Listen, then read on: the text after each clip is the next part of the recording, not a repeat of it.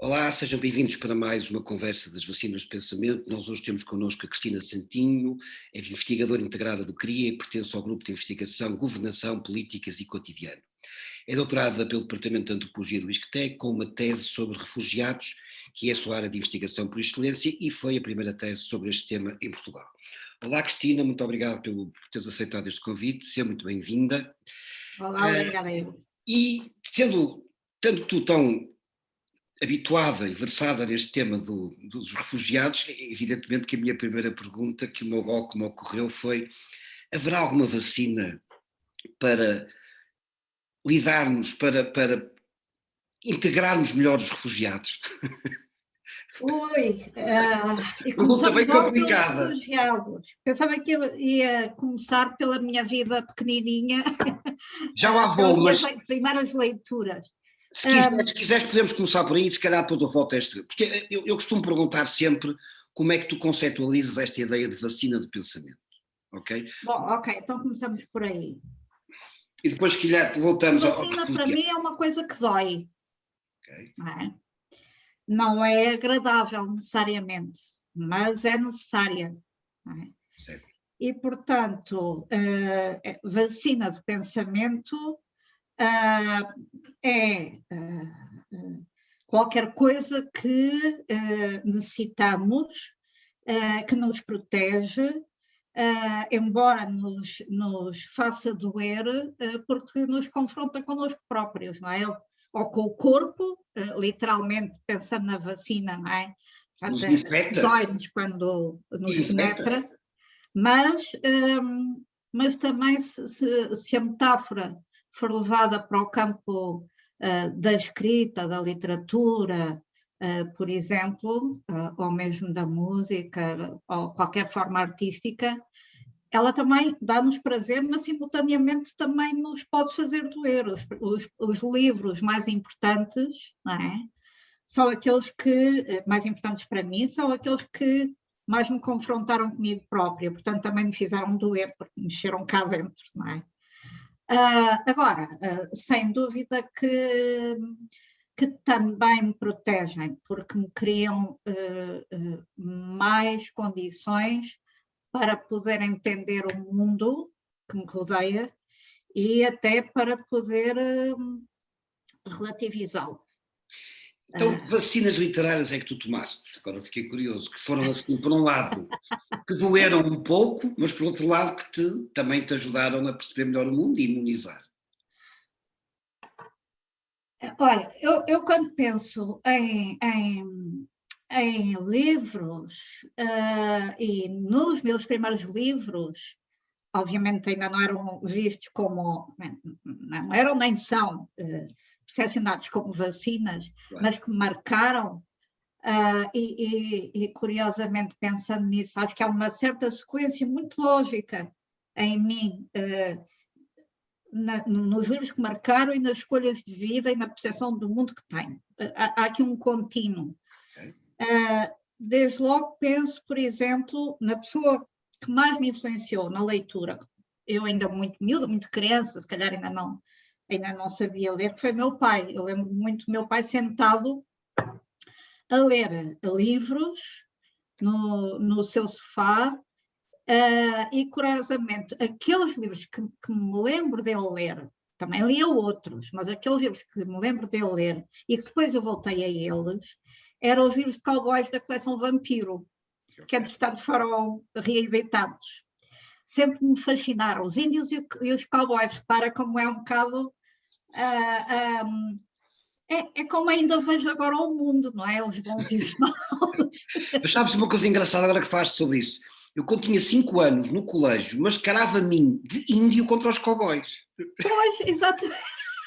Eu também Eu já tinha era mais pelos o lado índios. dos índios. Pois, já era pelos índios. Tenho este lado Mas isso foi a primeira, agora que me lembro, não é? Foi a primeira marca na minha identidade como pessoa e como leitora. Mas esses livros, desculpa só dizer isto, esses livros normalmente faziam a apologia dos cowboys, não é? Na maioria Pois das vezes. era, pois era, mas eu gostava mais da parte dos índios. Eu percebo. Meu pai falava-me dos índios, aí é que tem piada, porque ele também marcou-me nesse aspecto, não é? Portanto, olhar sempre para o lado da injustiça. Ok. E depois, olha, há um outro livro que eu tenho uma angústia enorme, enorme, enorme, toda a vida o tentei recuperar. Aí sim já lia, portanto eu teria uns 6 ou 7 anitos, e alguém, provavelmente da família, não sei se terá sido meu pai, provavelmente sim, não me lembro, só me lembro de um livro que era, lembro-me da capa, e era a história de Pini, ou qualquer coisa assim. Estou farta de o procurar, nunca mais o encontrei. E era um livro sobre, na capa tinha, era uma cigana, uma menina cigana, muito despenteada, assim um bocado como eu, com andrajosa, não é? Descalça e com uma caravana atrás. Aquele livro fascinou-me como tu não tens ideia. E justamente porque me falava de algo, para mim, era o exótico, não é? Eu nem sequer sabia o que era, quem eram os ciganos, ou que eram os ciganos. Fiquei a saber nesse livro. E aquilo que me fascinou imediatamente e que marcou-me para sempre. Eu tenho 60 anos e ainda me lembro daquele livro e de vez em quando vou à procura dele, claro que não. É engraçado que tu agora estás a falar isso, imediatamente não pude deixar de fazer associações aos refugiados, essa ideia da caravana, não é? Exato. Eu te fizesse. Não, por isso é que eu digo, há sempre uma linha condutora, mesmo quando eu não me apercebo dela. E vais ver que vai continuar ao longo das minhas referências. Mas não é propositado, são... Agora, vendo em retrospectiva, percebes exatamente. Agora já posso fazer isso, não é? Já posso olhar para trás e ver se há uma coerência. É como uma história de vida. Exato. Mas realmente há uma coerência não consciente. Claro. E pronto, essa foi o primeiro livro que eu vi que me fascinou, até o ponto de ainda me lembrar agora dele, não é? Justamente que apelava para uma vida errante, não é? A história era sobre isso, sobre a caravana, sobre a passagem, sobre a marginalidade, não é? Se por acaso encontrares esse livro, por favor. Sim, senhora, vou estar atento. Não, em lado nenhum. Vou estar atento. Tenho uma pena enorme de não ter referências de nada atuais dele. E depois, deixa cá ver, claro, já no liceu, na faculdade, a banda desenhada. Jack London também, mas dentro da banda desenhada o Pratt. O Corto Maltese, estava a pensar. O Corto Maltese. Claro. E acho que mais uma vez o gosto pelos anti-heróis, claro, e pelos viajantes.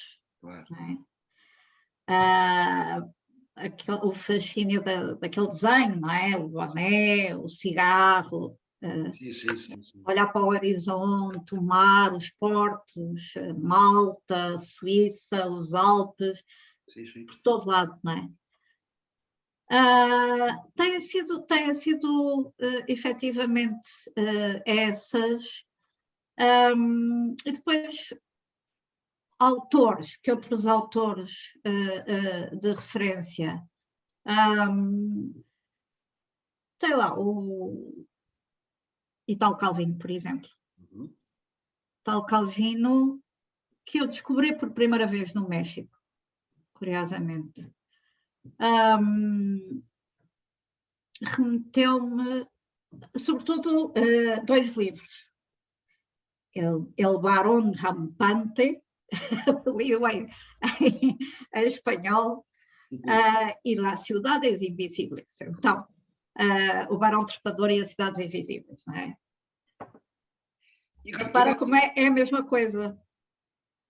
É ver o mundo por outra perspectiva. Ok. É engraçado, porque depois eu estava a pensar também nisso por causa da questão do Calvino. Mas agora que falaste do México, eu sei que o México foi muito impactante para ti. De alguma maneira também te vacinou contra uma série de coisas, provavelmente. Agora, vendo também em retrospectiva, provavelmente a tua ida para o México em 85, se não estou em erro, 85. 85, terá também tido um impacto grande na tua forma de ver o mundo e no modo como começaste a relacionar com as pessoas, etc. E a ver outras culturas e a ver outras formas de estar no mundo e pronto, e tudo tem isso tudo, também tem tudo a ver com a antropologia, não é?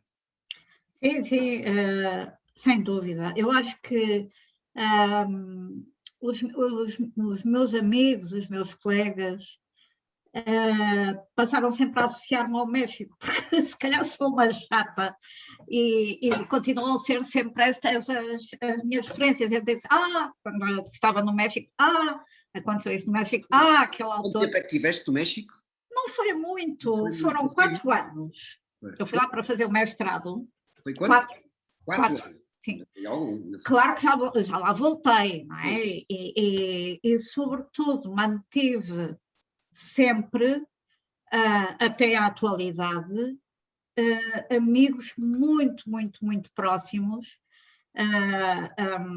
que foram meus colegas no mestrado, repara, ou amores, ou amigos, ou até professoras, não é? Que ainda hoje tenho o grande orgulho que são meus amigos, como o Néstor Garcia Canclini, não é? Que é uma das referências principais para a antropologia latino-americana e que, curiosamente, isto uma parte em relação à minha tese sobre os refugiados, trouxe, graças portanto, ao facto de ter feito lá o mestrado, trouxe uma série de autores latino-americanos, sobretudo mexicanos, justamente para a minha reflexão antropológica sobre refugiados em Portugal, ou seja, decolonizei também as influências académicas e bibliográficas, trazendo um continente que é muito pouco conhecido. Mas uma das coisas, há imensas coisas que marcaram no México, nomeadamente o terremoto 3 dias depois de eu lá ter chegado. E que depois, quando estava a fazer a introdução da minha tese de doutoramento aqui sobre refugiados, tive uma epifania, que foi, aqueles momentos, naquele dia e nos outros a seguir, em que vivi o terremoto. Para, tinha 25 anos, não havia internet, não havia telemóveis, eu não conhecia rigorosamente ninguém no México, não tinha redes, não havia redes, não é? Foi mesmo a aventura, sozinha, uma miúda de 25 anos, e depois aconteceu aquilo, não é? Terremoto avassalador. Mas aquilo que eu senti naquele dia, o que eu fiz foi sair de casa, não tinha a menor ideia de qual era a geografia daquela megalópolis que é a cidade do México, não é? Com 20 milhões de habitantes. Não fazia a mínima ideia geograficamente onde é que eu me situava, se estava longe ou perto do centro, mas a minha ideia foi ir à embaixada para dizer, ei, estou aqui, estou viva, não é? Alguém que avisasse a minha família, os meus pais. E aquilo que eu senti naquele dia, que obviamente nunca mais esqueço, nomeadamente a desorientação espacial, a visão dos edifícios completamente destruídos, não é? Edifícios de 20 andares feitos em harmónio, não é? Gente quase nua a correr pelas ruas, desesperados à procura dos familiares, buracos, crateras enormes na estrada, com carros enfiados lá dentro, enfim, um ambiente totalmente apocalíptico, e aquilo que mais marcou, o cheiro à morte, não é?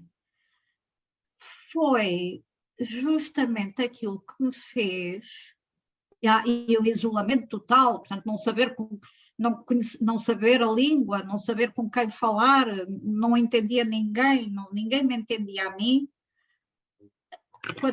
Volto atrás, quando estava a fazer essa introdução da tese, é que me entrou a epifania. Espera aí, aquilo que os refugiados me relatam... Tem a ver com isso, estava precisamente agora, estava a chegar lá. Tudo a ver com isso, tudo a ver com isso. Tu tiveste a experiência do refugiado, digamos assim. Teve, exatamente. É que, muito parecidamente, em situação de guerra, claro, porque há outras formas de refúgio, mas para mim aquilo foi uma situação de guerra. Mas ainda voltando à antropologia, e a razão pela qual marcou também muito as referências que eu fui buscar lá, é que quando cheguei aqui, a antropologia tinha começado a sua existência em termos académicos, não é? Em termos da licenciatura, tinha começado 2 anos antes de eu entrar. Aliás, eu era da mesma turma do Miguel Valde Almeida. Da Nova, ainda estavas na Nova. Sim, a Nova. Mas só aparece mais tarde. Sim, exatamente. No ISCTE fiz um percurso semelhante, não totalmente académico, apesar de ter ter começado a dar aulas na universidade desde que vim do México, justamente. Mas aquilo que de facto me interessou como referência académica do México é que, enquanto aqui a antropologia estava a começar, quando eu lá cheguei, constatei que a licenciatura em antropologia, portanto, a legitimação académica da antropologia, em 85, já tinha 60 anos de história. 60 anos de história. Estupefacto. Olhamos para o México como uma identidade nacional una e indivisível, que não é. Que não é de todo, claro. Que não é de todo. Há tantos grupos culturais, há tantas etnias, houve tanto imperialismo e colonização interna dos próprios astecas, que colonizaram uma série de povos à volta. Chegarem lá, antes dos espanhóis. Sim, e portanto, de facto, esta apetência pelo estudo da diversidade começou há muito mais tempo, mesmo antes de os portugueses saberem sequer que a antropologia existia. Por isso é que sempre me fascinou o México, estás a ver,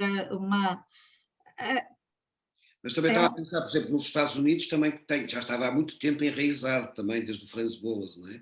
Claro, claro. Também, se calhar também pode ter ido por aí, digamos assim. Sim. Eu não conheço a história da antropologia no México, sou franco. Estava a tentar... eu não estudei, não sou expert. Não é? O que eu sei é que as referências e a antropologia enquanto ciência tinham uma história muito mais recuada do que em Portugal. Como sabes, só começou depois de maio de 68, não é? E aqui obviamente só chegou depois do 25 de Abril. Portanto, somos uns meninos. Nós tivemos 48 anos de ditadura. Portanto... exatamente, pois. Portanto, somos uns meninos aí. Claro. Na América Latina, não. Sobretudo no México, não. De facto, é algo muito enraizado e com uma riqueza enorme. Mas eu não conheço, quer dizer, obviamente dei a história da antropologia no mestrado, mas não era a minha área. Eu fui para lá para estudar fronteiras, mais uma vez, as relações intersticiais, não é? Aquilo que está de um lado e do outro dos muros. E fui para estudar, por exemplo, justamente as questões da fronteira em Tijuana, as relações México-Estados Unidos em Tijuana, na altura, que já era violentíssimo. Era muito violento. Mas depois acabou por não se concretizar, porque não consegui... Agora fiquei curioso, a tua tese de mestrado era sobre... Olha, é curioso, porque não tem absolutamente nada a ver com aquilo que era o meu interesse. A minha tese de mestrado foi a minha experiência de vida no México. Okay. mas não resultou num livro, de maneira nenhuma. Sim. O que é que eu lá fiz? Eu vivi durante 4 anos, eu descobri-me, eu apaixonei-me, eu fiz amizades para o resto da vida, eu viajei imenso, eu quase morri várias vezes. Não fiz propriamente uma tese de mestrado que me orgulhe. Portanto, em termos de produto final, em termos de livro, estás a perceber? Uma série de experiências que depois foram muito importantes para o resto da tua vida. Sim, sem dúvida. Mas se quiser saber o tema da tese de mestrado, portanto, eu fui para... eu fui para o México com o objetivo, justamente, de fazer a tese sobre Tijuana, sobre a fronteira, até porque cá tinha feito a minha monografia de licenciatura sobre uma aldeia de contrabandistas, sobre Quadrasais. Também foi a primeira tese que foi feita uma monografia. Tu gostas sempre da fronteira, já estou a ver, sempre é isso mesmo. E depois acabei por não poder ir para Tijuana porque não houve financiamento. O meu orientador, Néstor Garcia Canclini, não me conseguiu financiamento para ir para lá. E, portanto, acabei por fazer uma coisa só para despachar, que era a pós-modernidade na moda. Onde? No bairro Alto. Ok. Foi completamente fora. Eu estou a tentar arranjar aqui uma ligação. A pós-modernidade também é uma coisa de fronteira. Estou aqui a tentar arranjar. Esta aqui, só com muito boa vontade, é que se encontra uma ligação. Da fronteira. Mas agora vamos para os refugiados. Pronto, depois vieste para Portugal e começaste então a entusiasmar pela ideia do... Como é que tu chegaste aos refugiados? Porquê é que começaste a trabalhar nessa? Olha, cheguei aos refugiados porque saí da academia. Isto é, tive uns problemas, já estou, aqui já é uma conversa até quase um pouco intimista, não é? Já estou a falar da minha vida, não estou só a falar de livros ou de vacinas. Não vais por aí. Não, tive uns problemas de saúde, dei cerca de 20 anos aulas na Universidade Lusófona, de Antropologia. Mas depois cansei-me, tive um problema de saúde e surgiu um convite para ir trabalhar para a Câmara Municipal de Loures. Eu, não é cedo, não é tarde, vou já. E aí eu coordenava projetos com imigrantes, como sabes. Loures tem populações imigrantes bastante numerosas, sobretudo na Quinta do Mocho, na Quinta da Fonte, e eu feliz da vida. Não queria estar no gabinete, eu queria ir para o terreno, não é? E, portanto, tive contacto com uma série de associações de imigrantes e era eu a técnica responsável, técnica superior de antropologia, que era assim, uma coisa, responsável pela ligação justamente com as associações. Uma dessas associações, que não era bem uma associação, era uma ONG, era o Conselho Português para Refugiados. E, portanto, foi o meu primeiro contacto. Quando decidi voltar a sair da autarquia, por acaso ainda foi lá dentro, mas pensei, não, eu quero voltar a investigar, estou farta de manipulações políticas e hierárquicas dentro das autarquias. Então voltei e pensei fazer uma tese justamente sobre imigrantes primeiro, mas depois também tive uma epifania, espera aí, nunca ninguém estudou refugiados em Portugal.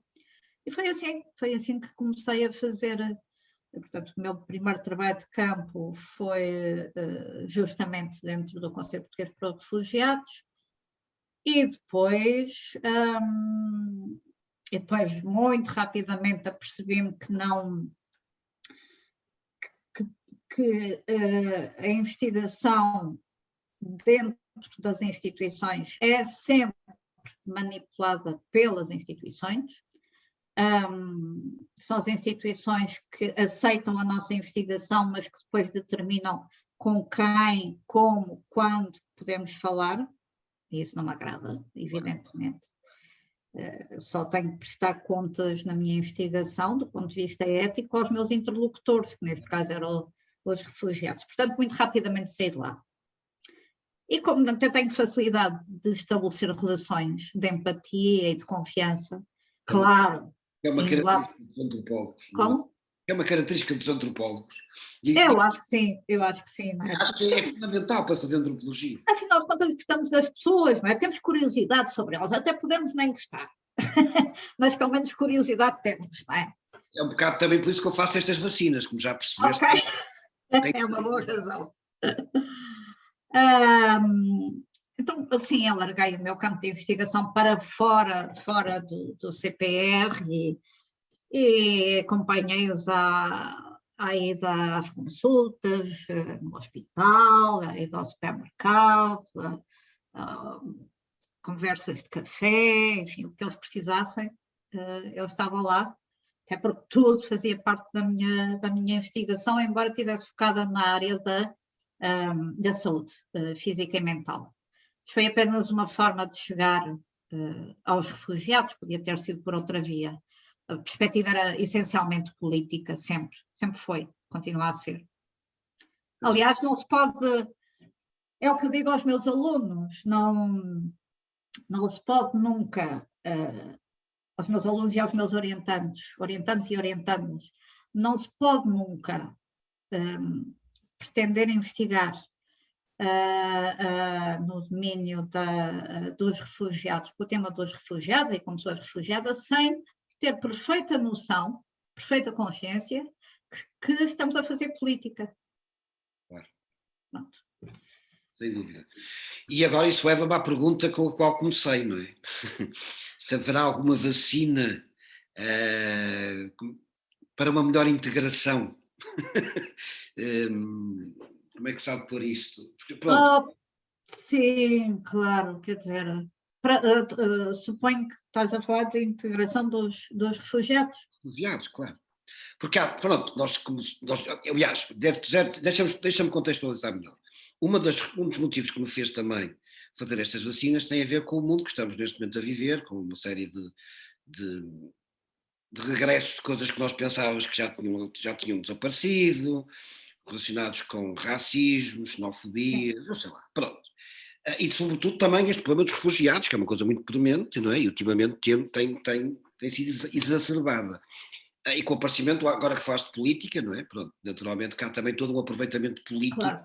não é? No mau sentido do termo, em vários sentidos, da questão dos refugiados. E, portanto, é nesse sentido também que eu queria trazer também esse tema aqui para a discussão, ou seja, se haverá alguma maneira. Porque estas vacinas é também para vacinar contra isso, de certa maneira, contribuir para isso, para esta tomada de consciência. Sabes que eu já agora faço aqui também um parênteses para dizer uma coisa. Eu há uns anos atrás escrevi curiosamente, uma série televisiva, onde eu andava muito entusiasmado com isso, e que tinha como protagonista um refugiado. Sim. Eu, se calhar depois ainda te vou mandar esse texto, se tu quiseres. Sim, claro. Agora, fazendo publicidade ao meu texto, que foi uma coisa que quase consegui levar pronto, quase consegui produzir em Inglaterra, imagina, pronto, um produtor inglês que achou interessante, mas depois aquilo acabou, eu não soube fazer as coisas, não tinha gente, foi muito amador, eu não Mas não estou soube fazer as coisas. interessada, sim. Mas correu, o texto estava, pronto, olha o Zé Gabriel, por exemplo, há pouco falámos no início da nossa conversa, que faleceu recentemente, era um grande entusiasta desse texto e tentou muito que eu fizesse, eu conseguisse pôr aquele texto sob a forma de uma série televisiva. Bem, e o protagonista era um nigeriano que era xadrezista, imagina tu. Eu sou xadrezista, gosto muito de xadrez. E que vinha para a Europa, entrava numa dessas balsas, porque estava a tentar salvar a filha, porque a filha estava com um problema muito complicado de saúde, e ele estava com o seu passaporte caducado, por outras razões, que isso cria mistério, e portanto a única maneira que ele encontrou foi vir numa balsa. E ele depois, quando chega à Europa, começa a conseguir ultrapassar os vários problemas que tem, tirando partido da sua estratégia, daquilo que aprendeu no xadrez. Pronto, é uma maneira de trazer o xadrez para a vida prática, percebes? Pronto. É um ponto comum entre nós, achei piada porque... Não, mas olha aqui, se lembra-me uma coisa que ainda ontem escrevi no Facebook. As minhas redes, inclusivamente o Facebook para mim é uma ferramenta de trabalho. É lá que me encontro com muitos refugiados, né, no Messenger, né? Mas ainda ontem escrevi no Facebook algo relacionado com o que estás a dizer. Fiz uma lista, nada exaustiva, da quantidade de pessoas públicas e até prémios Nobel em tantas áreas, na literatura, na pintura, no pensamento, na filosofia, na antropologia, como o próprio Lévi-Strauss, que foram refugiados. Foram refugiados no momento da sua vida. Não é? E comentei isso justamente relacionado com o que poderia ser a vacina. O que eu queria dizer era, ao não reconhecermos as capacidades, as competências, os conhecimentos adquiridos por estas pessoas em situação de refúgio ao longo das suas vidas, quer do ponto de vista profissional, quer do ponto de vista académico, estamos a desperdiçar conhecimentos e talentos que poderiam enriquecer imenso a nossa sociedade portuguesa, e não só portuguesa, evidentemente, estou a falar de Portugal. E esta é uma das questões que a mim mais me dói e tem sido uma das minhas últimas investigações, que é justamente a importância de proporcionar, facilitar, abrir caminhos de acesso de refugiados que interromperam os seus percursos académicos ao ensino superior. E tenho um projeto relacionado com isso e felizmente à pala disso já houve vários refugiados que antes estavam a arrastar caixas no Pingo Doce com salários miseráveis e que hoje estão a fazer o doutoramento nas áreas que interromperam antes, não é? Aqui nessa perspectiva, por exemplo, em termos de referências literárias, académicas, o Teaming Gold, Antropologia da Educação, é importante, mas também, essencialmente, aquilo que mais me tem motivado e que não é nada fácil, porque não é líquido que a academia aceite este ponto de vista, mas para mim é uma referência que é o Borowski, não é? com a antropologia pública, e mais virado para a sociedade do que propriamente para o diálogo entre pares. Não é? É o que me interessa, um certo ativismo da antropologia. Mas sim, uma vacina para a inclusão dos refugiados seria tão simples como esta, todos ficariam a ganhar, principalmente eles, mas também a nossa sociedade, que era reconhecer as suas competências profissionais e académicas e fazer correspondê-las a os caminhos que eles próprios anseiam para si. Seria tão fácil, porque temos tão poucos refugiados em Portugal. Agora que tu falas sobre isso, agora também mais uma vez fiz uma associação com o xadrez, e é engraçado que o xadrez, nós que soubemos incorporar muito bem, até porque tínhamos interesse, dos que vinham de leste, mais com imigrantes. Mas, também há refugiados ucranianos aqui, muitos. Mas nós aproveitamos muito bem, porque eles traziam imenso conhecimento, que foi muito útil.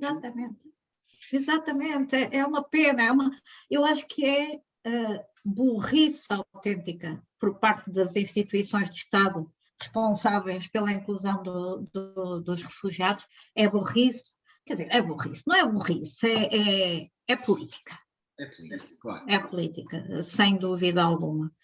E por isso é que eu gosto tanto do Borowski, porque acho que não basta ser académico, tem que ser ativista neste campo específico. Claro que a antropologia é muito lata. Eu vou-te pedir que me mandes, eu peço sempre aos meus convidados que depois mandem uma pequena lista de sugestões, e seguramente que irás colocar sugestões de Borowski. Claro. Do Teaming Gold, eventualmente de outros, não é? Agora que falaste sobre isso. Cristina, mas já começam só para sim, eu era só ainda com vacinas e já me calo. sabes como é que, relacionado com a questão da pandemia, também afloraste há pouco, sabes como é que quais são as melhores vacinas para mim? Literárias, ou enfim, escrita, livros. Que o literário já é um conceito que tem que ser discutido. É, curiosamente, literatura nórdica, policiais nórdicos.